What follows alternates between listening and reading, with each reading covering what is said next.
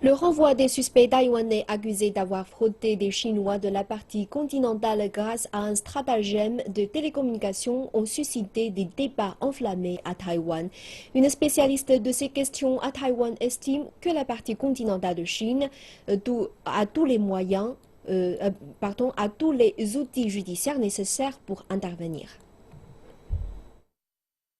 Yi Yulan, la secrétaire générale de l'Association des études politiques de l'Asie, croit que la population de Taïwan ne comprend pas suffisamment le dossier. La partie continentale de la Chine possède la juridiction judiciaire pour intervenir dans ce genre de fraude. Selon le principe international d'assistance légale mutuelle dans des affaires criminelles, il y a un ordre de priorité. Premièrement, l'endroit où les gestes ont été commis. Les suspects ont fait des appels téléphoniques au Kenya et les destinations des appels étaient situées dans la partie continentale de la Chine.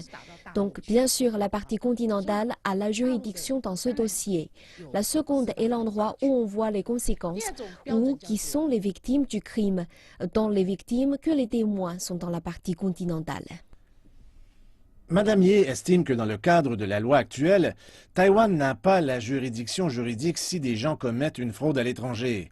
Si on se base sur les expériences précédentes, même si les suspects sont renvoyés à Taïwan, les dossiers ne seront pas pris au sérieux parce que ce genre d'enquête coûte très cher.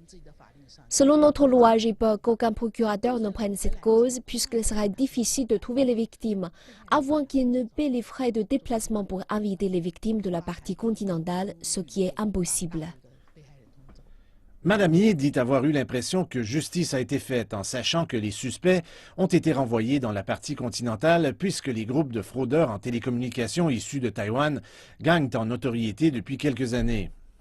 Un rapport publié en 2010 révélait que 96,5% des personnes condamnées pour fraude ont reçu une peine de prison de moins d'1 an ou des amendes. Les pénalités sont encore plus faibles maintenant parce que les prisons sont encombrées.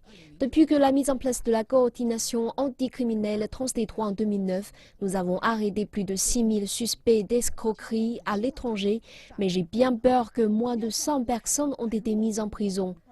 Je dois dire que je veux vraiment que les criminels soient punis, pas comme à Taïwan qui a une organisation judiciaire faible et un pouvoir public faible. Madame Ye estime par ailleurs qu'il y a quelques facteurs politiques qui interviennent à Taïwan. Elle a invité la partie continentale de la Chine et Taïwan à initier des changements majeurs dans leur collaboration pour combattre le crime dans les relations futures de part et d'autre du détroit.